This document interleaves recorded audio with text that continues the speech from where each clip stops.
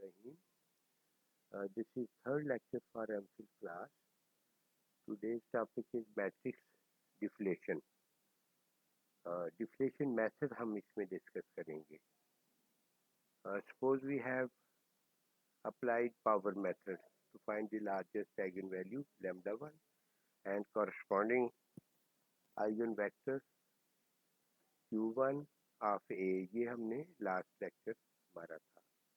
Now we require to find the eigenvalue lambda 2. To do so, lambda 1 must be removed by the process called deflation. ये है मतलब हमने lambda 2 जब find out करना है तो lambda 1 को हम रिमूव कर देंगे. तो ये इसकी डेफिनेशन इस तरह लिखी हुई है. Deflation may be defined as the process of finding a matrix A1 of order n minus 1 whose eigenvalues are indicated with those of A except lambda 1. lambda 1 वहाँ से निकल जाएगा. So this process can thus be continued until all the eigenvalues of A have been computed. आगे theorem है जिसमें let Q be the eigenvector of A corresponding to an eigenvalue lambda and let V be an eigenvector of A transpose. यानी V A का transpose है corresponding to the eigenvalue mu. So when mu and lambda are not equal, तो ये condition hold करती है V transpose into Q is equal to 0. उसके बाद है Hotelling deflation. Hotelling deflation ये होती है, this is based on the result that the matrix A1 is equal to A minus lambda 1 Q1 V1 T transpose, where V1 is the eigenvector of A transpose corresponding to eigenvalue lambda 1. Has eigenvalues इसमें ये हैं 0, वो lambda 1 निकल गया, lambda 2, lambda 3, A1, and Q1 corresponding to this eigenvectors are Q1, Q2 up to Qn. Provided Q1 and V1 are scaled, इसको कहते हैं, so that V1 transpose and Q1 is equal to 1. So this is how Hotelling deflation procedures carry on. आगे मैंने ये steps लिख दिए हैं कि किसी मैट्रिक्स को डिफ्लेट करना हो तो कैसे करते हैं.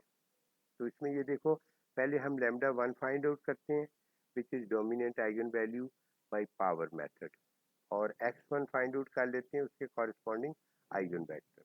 फिर क्या करते हैं, फिर डिफ्लेट करते हैं A को to get a new matrix with dominant eigen value lambda 2, और उसके बाद find this dominant eigen value and corresponding eigen vector, then find the corresponding eigen vector of A. तो ये 1 2 ये 2 और 3 प्रोसेस को ये फिर हम रिपीट करते रहते हैं until as many eigenvalues and eigenvectors of A are to be found. तो ये इसकी एग्जांपल है. अप्लाई इस तरह होता है, ये apply Hotelling deflation method to deflate matrix A को डिफ्लेट करना है, और इसमें डोमिनेंट आइगन वैल्यू गिवन होगी और eigen vector corresponding to that. So we apply Hotelling deflation. We require V1. क्या होता है V1? ये eigen vector corresponding to A transpose. तो A ट्रांसपोज वो गिवन मैट्रिक्स का ट्रांसपोज लिख लिया. फिर हमने दोनों तरफ V1 मल्टीप्लाई कर दिया AT V1 AT V1. तो देखें आई ये यूनिट मैट्रिक्स जैसे यूं ही ऐड आप कर दें कोई फ़र्क नहीं पड़ता. तो इस तरह से ये रिलेशन बन जाता है AT V1 minus lambda I V is equal to 0. और ये देखो, इसको फिर मैंने इसकी वैल्यूज लिखी हुई हैं और इसमें इक्वल टू 0 है. ये आगे ना राइट पे ये डब्बा सा है, उसमें ये सारी कैलकुलेशन मैंने करके दिखाई हुई हैं.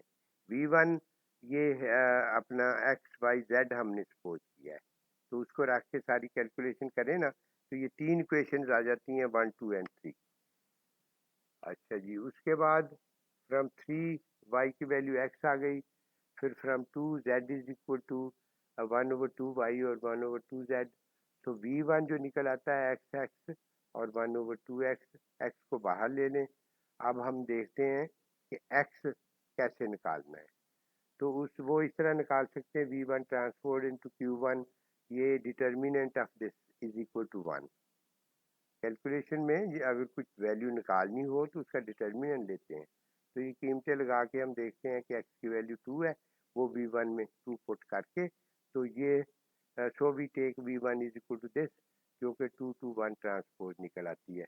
तो उससे आप a1 में आप ये सारी वैल्यूज पुट करके कैलकुलेशन से ये जो मैट्रिक्स आती है, इसको हम कहते हैं डिफ्लेटेड मैट्रिक्स। ठीक है ना? तो ये टेक्निक है, और इसको हमने आगे आप प्रोसेस कर सकते हैं। No we apply power method to on a1 to find the other eigen values lambda 2।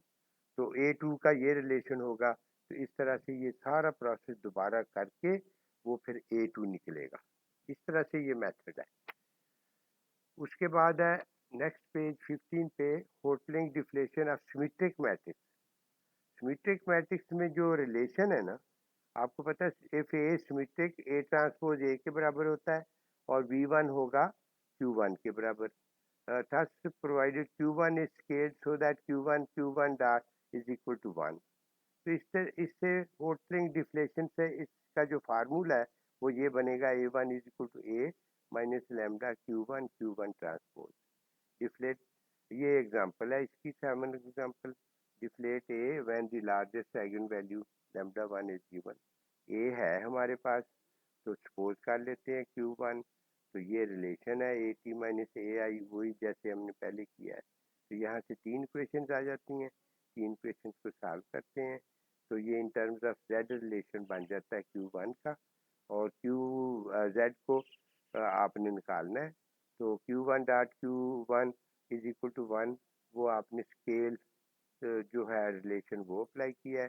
तो यहाँ से z की वैल्यू 1/3 निकल आती है, और उधर पुट कर देते हैं, तो हमारे पास ये a1 आप देखते हैं q1 निकल आता है। और अब आप यहाँ a1 निकाल सकते हैं, a minus lambda 1 q1 transpose. तो ये जो मैट्रिक्स आई है डिफ्लेटेड मैट्रिक्स, और ये देखते हैं कि ये भी सिमेट्रिक है, क्योंकि हमारी गिवन मैट्रिक्स सिमेट्रिक थी, तो इसका आंसर भी सिमेट्रिक आना चाहिए। तो इस तरह से ये if A symmetric होटलिंग deflation gives A symmetric matrix, इसका आंसर भी यही आया है। अगले पेज पे आप देखें, इसकी कुछ प्रॉपर्टीज़ हैं, उनको आप पढ़ लें। और फिर इसके नीचे एग्जांपल 8 दी हुई है, find eigen values and spectral radius of the following matrix. ये एक मैट्रिक्स है, तो इसका डिटर्मिनेंट आपको पता है कि इस तरह का अपर ट्रायंगुलर ये मैट्रिक्स है, इसका डिटर्मिनेंट लेंगे तो ये λ-1 λ-2 इक्वल टू 0 रख देंगे, तो आइगन वैल्यूज ये डायरेक्ट निकल आती हैं। तो स्पेक्ट्रल रेडियस क्या होता है? आइगन वैल्यूज में जो बड़ी वैल्यू है ना, वो स्पेक्ट्रल रेडियस होता है। ये इसकी डेफिनेशन हम डिस्कस कर चुके हैं। ठीक है, ये this is the end of this lecture. Thank you.